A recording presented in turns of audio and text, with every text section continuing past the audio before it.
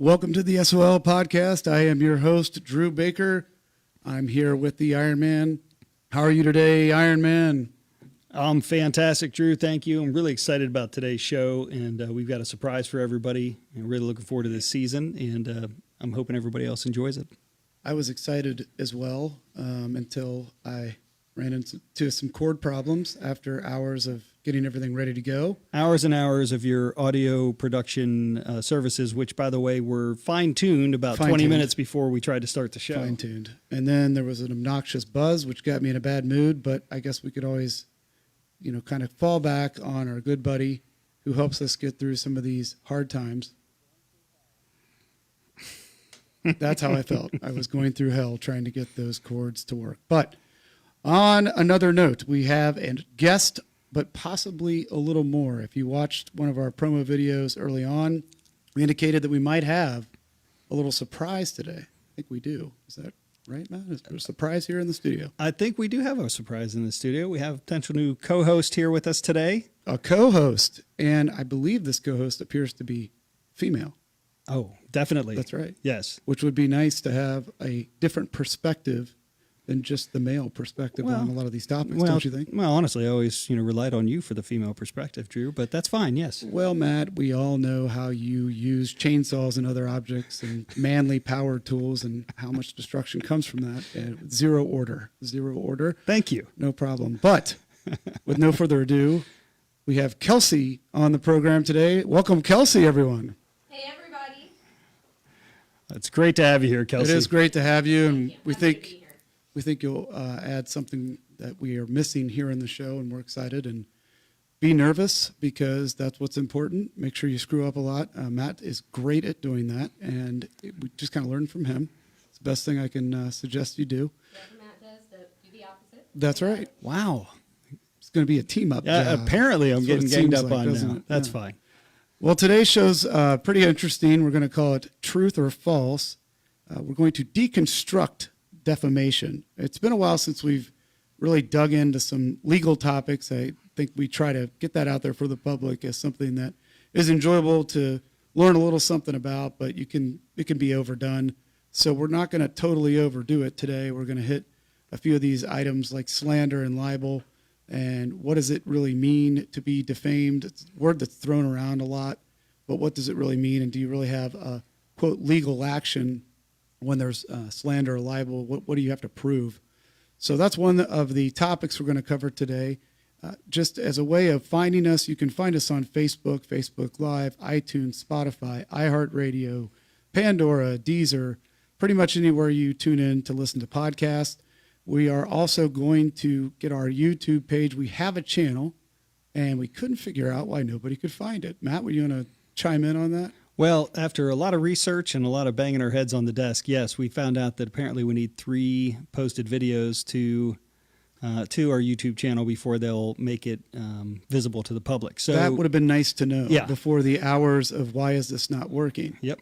Just another learning curve, I guess, that we figure out along the way here while trying to practice law at the same time. So we are going to we're going to get the YouTube channel up and running. Now, it's going to require us to get some subscribers, right? We're going to need some people to subscribe to this.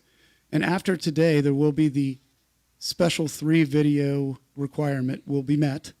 And because of that, you can subscribe now. So apparently for us to actually ever recoup $1 of what we're doing here, you got to have 1,000 subscribers. And we want to be able to do that because it just gives us a greater presence.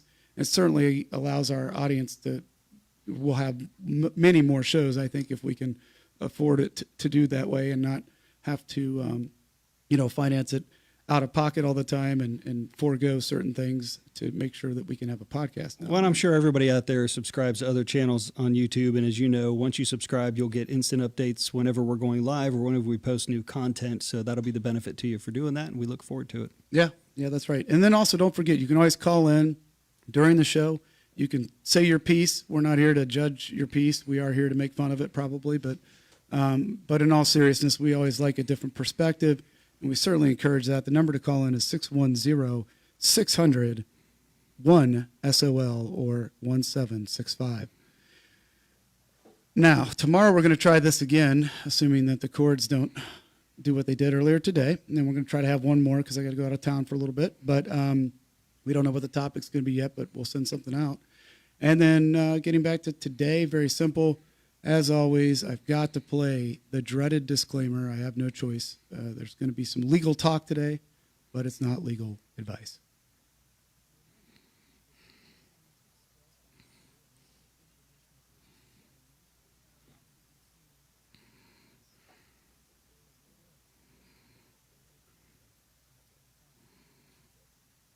You understand that, Kelsey?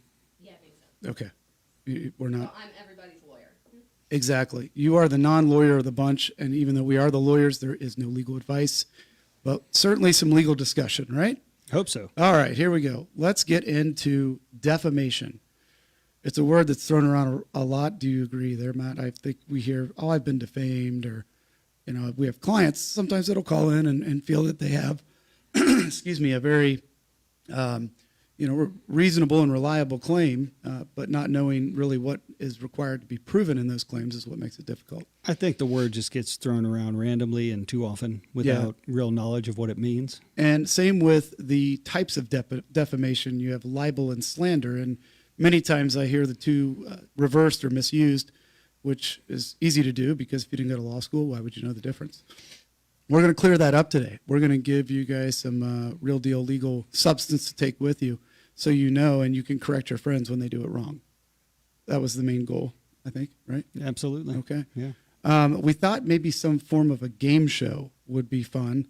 If we had a game show that would allow these folks that are on the game show, i.e. Kelsey and Matt, to answer some questions, although Matt didn't share the notes with me, so I'm just going to have to somewhat do it on the fly. But either way, we want to go through a couple examples as to whether or not these things would be considered defamation.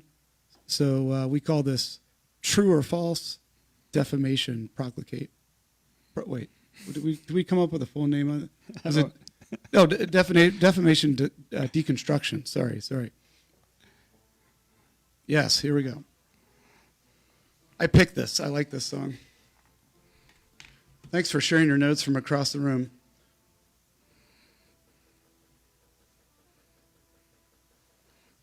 That little intro was longer than I thought it was, but I liked it. I thought it was a lot of fun. All right, here we go. True or false? So the other day, I was talking to a buddy of mine, and I told him, I said, you know that Joe Blow? Well, that guy is a slimy crook. Is it defamation? True or false? Matt? Definitely defamation, yes. Oh, I don't think that was the correct answer, but we can go to Kelsey next to say, you've heard Joe Blow is a slimy crook. Is that defamation? No, I don't think so. Are you sure? Sure as I'll ever be. Final answer. I'm sorry, that is also wrong. I don't believe that's defamation. Or is it? We'll know in a second. Maybe you did get that right. We had to pick on you. It's your first time here. So that is going to be not defamation. It's missing one of the important elements of defamation. But we'll go into that. Okay, next.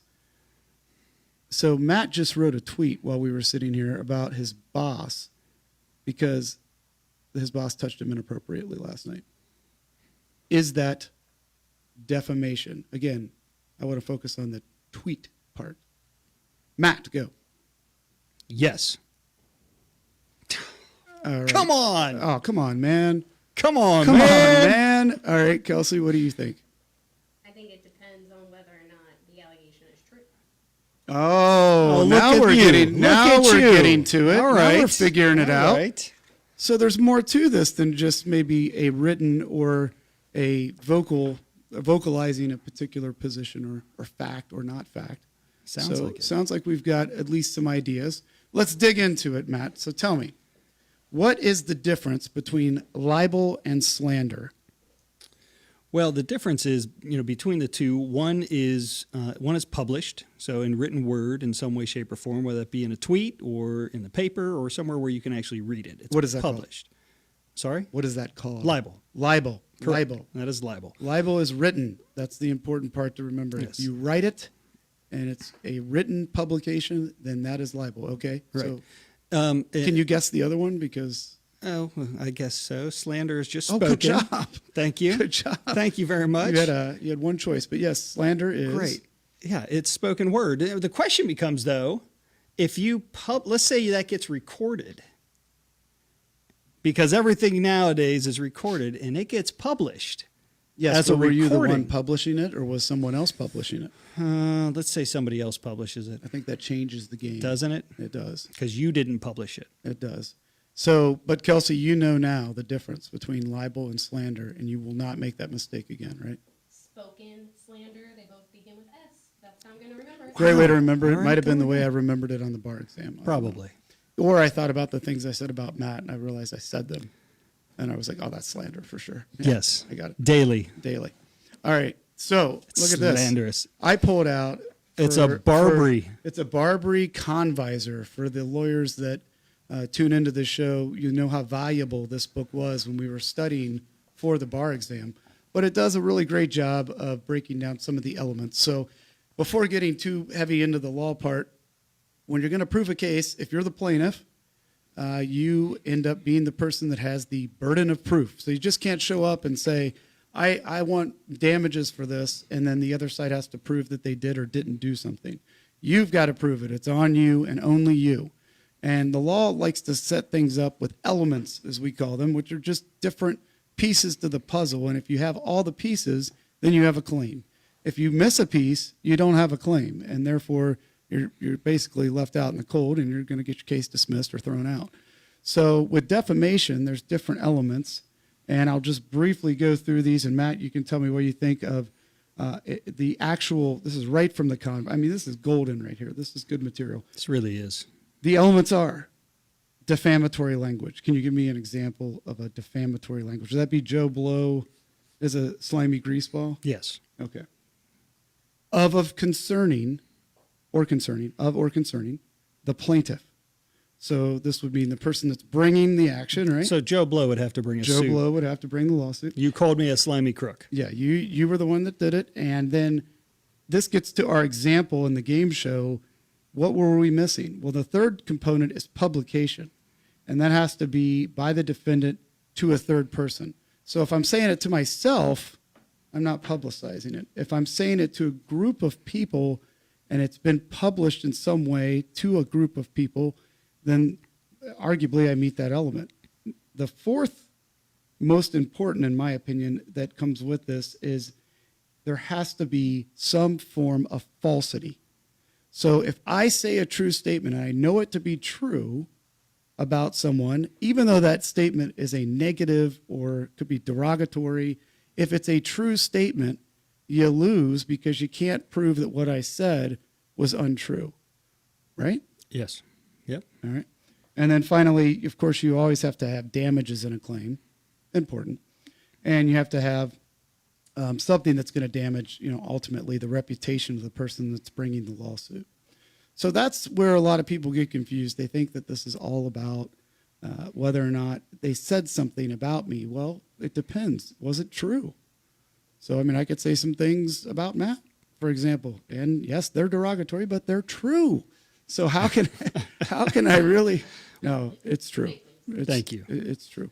But so that is the concept of defamation, and that's about as much of the law that I want to get into. But what we want to dive into next is part of that intro that we heard earlier when we started the podcast was the most recent news that's come out that Powell and Giuliani are looking at potential lawsuit, or not potential, they've been filed lawsuits from Dominion servers and the voting machines. This is the company that provided a way to vote electronically during the election.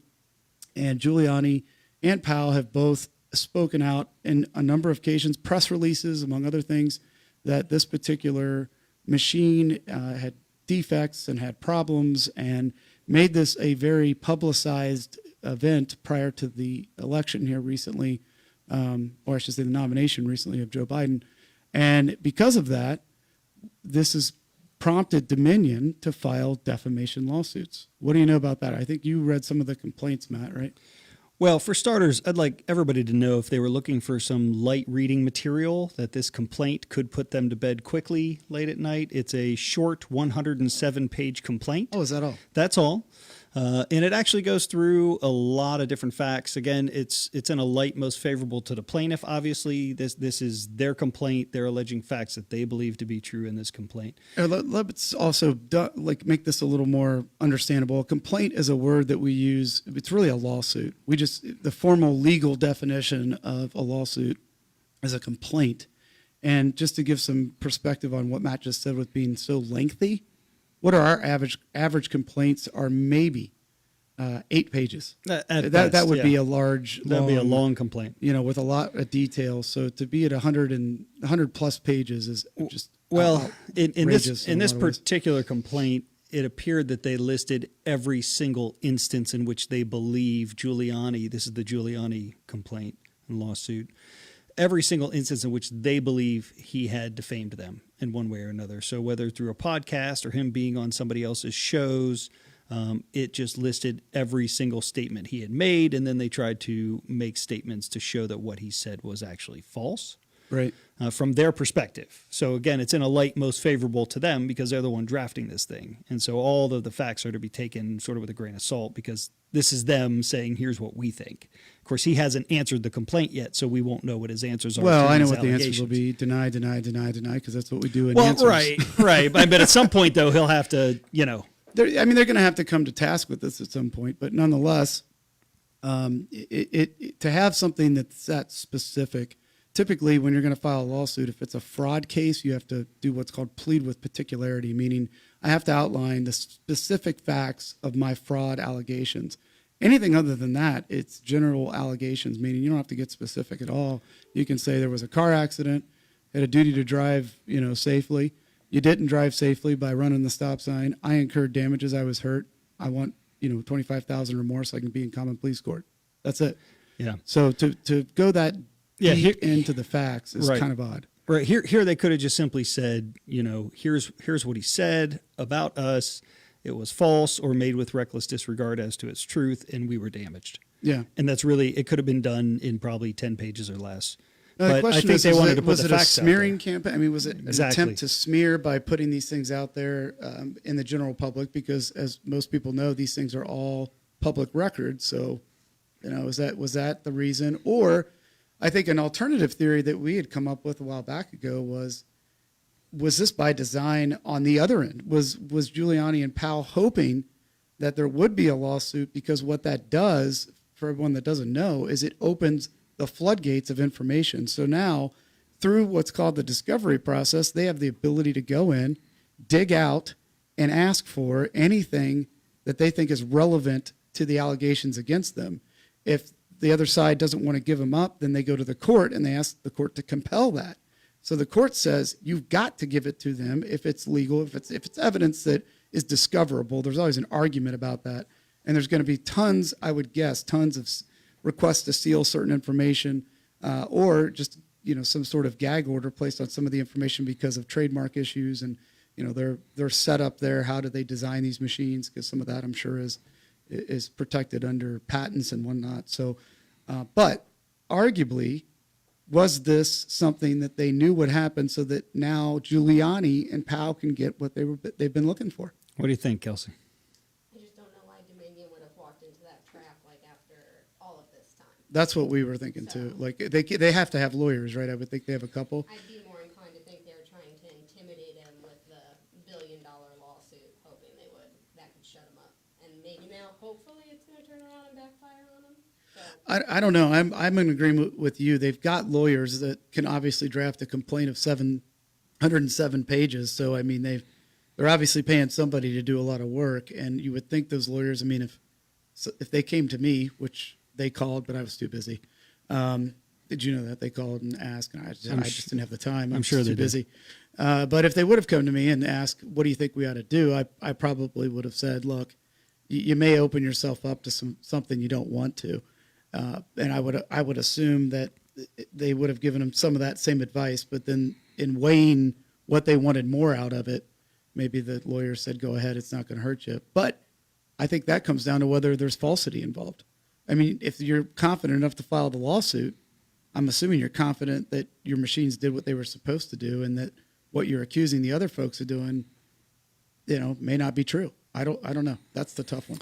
Oh, yeah. So if with this discovery process, Sidney Powell and Rudy Giuliani start to uncover things that are not flattering about Dominion, and is Dominion allowed then to drop that lawsuit to prevent that information from coming out and just be like, never mind, we don't want to go down this road anymore?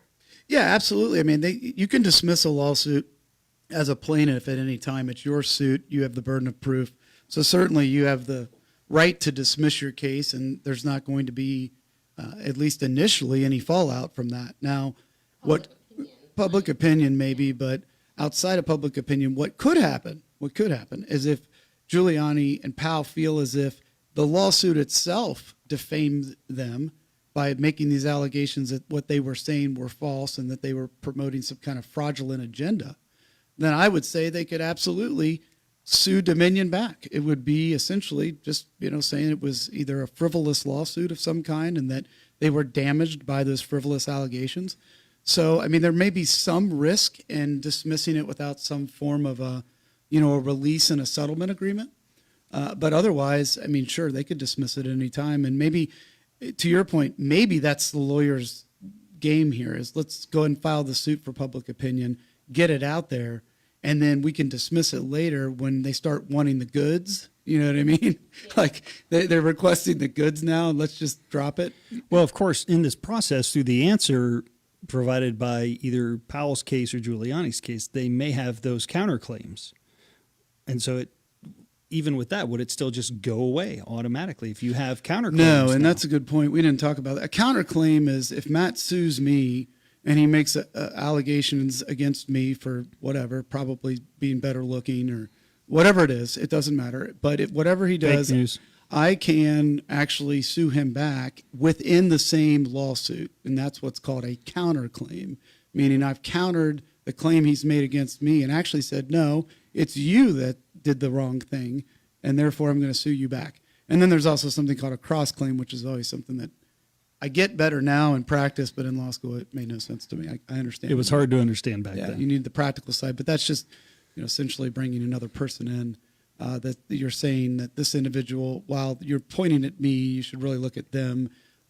They're not the other side of the lawsuit, but there's somebody that's responsible over here, and they need to either indemnify me or they're the one you need to go after. So, I mean, they could add on to what they've got, and that would certainly have an impact, I think. Mm-hmm. Keep that lawsuit alive and that discovery process moving, regardless of Dominion's, intentions. True. But I think a part of their 107-page complaint, as detailed as it is they wanted to get their narrative out there in one way or another. It makes it easier for them to dismiss the suit because everything they would have wanted to say is said in that filing. Well, what do you think, Kelsey? I mean, you do a lot of research on this stuff and know more about, I guess, the underlying allegations that have been made in terms of whether there's falsity here or not. I don't think we have to talk about the other elements, okay? I think that anytime you tell a business or put it out there that a business is doing something wrong or the products are bad, you don't want to just throw that around because if you do, you're obviously subject to a lawsuit like this, and they've certainly done the publication part of it on a number of different mediums, like from podcasts, like Matt said, or even press conferences and everything else. So what do you think about the falsity element? I think that's what we're really, focused on here. Yeah, I agree that that's the only element that would be in question because they've definitely published and it's defamatory stuff bad stuff that they're saying about them. But like my personal opinion, I think there's reason to investigate because I think Rudy Giuliani and Sidney Powell might be telling the truth. So I think it'll be interesting to see how that process plays out because if they're not allowed to investigate any of the stuff about Dominion, how can you prove that what you're saying is true? Yeah, that's true. And then also when you think about it, with Giuliani and Powell, these are lawyers that have been around for a long time. And, one of the issues that we've got with that is would they risk their own reputation? I mean, that's a good question. Would you go out and say all the things that they said and risk Because that they're reputation? lawyers, too. Like they know what they're doing, so I'm sure they know the defamation laws. And why would they go out and make all these claims if they knew and risk their reputation if they knew it wasn't true? That's right. What do you think, Matt? I think that it's a very slippery slope what we're dealing with here in terms of silencing anybody that has a different viewpoint. And I think in fact, that's part of Giuliani's response here, is that he feels effectively that they're just trying to silence him with a scary big $1.3 billion lawsuit. Now, to say that if these are false claims and Giuliani knowingly made false claims or with disregard for the truth made these claims, there's definitely damage out there, because there are states that are now questioning their contracts with Dominion. So I'm not looking at this as Dominion doesn't have anything to lose here. They do have a ton to lose, because they have the contracts in most states to run their digitized voting systems. But I do think it's important that you keep an eye on their ability to research and have their opinions. I mean, they have their sources of information that they relied on to make these statements. And while in the complaint, Dominion says that these are not credible sources, again, it's in a light most favorable to Dominion to say that. Right. Who gets to decide what's a credible source? Like, I don't think CNN's a credible source, but people cite them all the time. So. There's plenty of that to go around.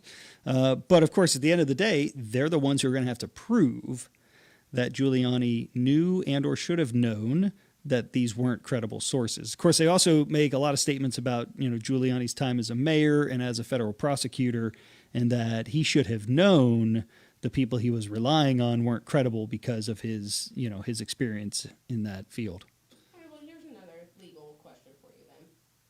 If I say something about you and it's not true, but at the time I said it, I thought it was true, does that fit in with defamation? Because I'm not knowingly, intentionally making false statements about you. I thought it was true. No, because it's an intentional tort.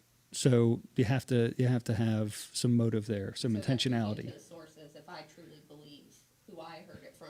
That's got to be, but your belief has to be reasonable at the end of the day, right? So again, they're questioning his reliance on his sources. And at the end of the day, if they could say, no, this was, genuinely, we relied on them, we believed in them, and it was, legitimate to do that, then. Yeah, I think you certainly have to have the intent element with any kind of intentional tort, obviously, but I'm looking at something here. It's saying that you're not coming through for some reason. What did you do? Did you break something else? Because when everything was fine, and then you got here, and then material I was given. I know, right? I heard any of it. All right. Well, and it's odd because it says that you should be heard right now. So go figure that one out. I don't know. I blame it on either you or Matt. I haven't decided which one yet. Definitely. Well, I'll tell you what we'll wind up doing anyway. You're definitely being recorded, so you'll be able to hear that later. We're sorry that that's an issue today, but. It's also 34 minutes and 36 seconds, so we're getting close to the conclusion anyway. You can still be recorded. Okay, so don't worry, you're being recorded, and all that golden material will show up at a later time. When we post this video, edited, right. Everyone will hear it. All right. I'll lose on my hot takes. I know. Yeah, and I'm sorry. We'll figure this out. But That went by really fast. it did, didn't it? Yeah. And it always does. And we didn't want to drag this out too long today, but I think it's a lot of interesting questions as to why, they would file the lawsuit. What was the motivation? And then what are the risks for them? And then what are the risks for Giuliani and Powell? Are they at risk for what they did? And I don't know that there's an answer to that right now. I mean, but again, I find it hard to believe that Giuliani and Powell would go out and risk the reputation and put it all on the line if they didn't have some kind of concrete evidence that they were comfortable with. And then on the other hand, was Dominion really offended by this to the extent they felt they had to file a lawsuit knowing the possible consequences of doing that and the availability of everything that they've been accused of, assuming that it actually happened. It'll be interesting to see how it plays out and if they drop the lawsuit or It really go will. along with it. So, Yeah, it's tough to say, and I don't know. watch. I don't know how it's sure. going to come out, but we'll keep you updated. Well, thanks to everybody that listened today and was online. We're sorry about this instance with no Kelsey on the Facebook Live. We'll totally blame Matt for that. But nonetheless, I'll talk to him afterwards and see if he can get his act together. And hopefully on the next one, this won't be a problem. But you can always tune in after this is edited, and it will be on all the platforms I mentioned earlier, including Buzzsprout, Facebook Live, iHeartRadio, Spotify, Deezer, Pandora. All of those things are available to find the podcast. And then, again, we'll put the video up on YouTube, and you won't be able to hear Kelsey on the video. Or I guess I could lay the audio over top of it, too. That'll probably work. But we'll get that figured out as well. And we're excited for 2021. It's just nice to finally have a good setup and a different perspective, like we said. For sure. Kelsey, it's been great having you on today. Yeah, refreshing outlook and perspective, and good to have your point of view here and heard on SWL podcast. All right, guys. Well, until next time, we are signing off.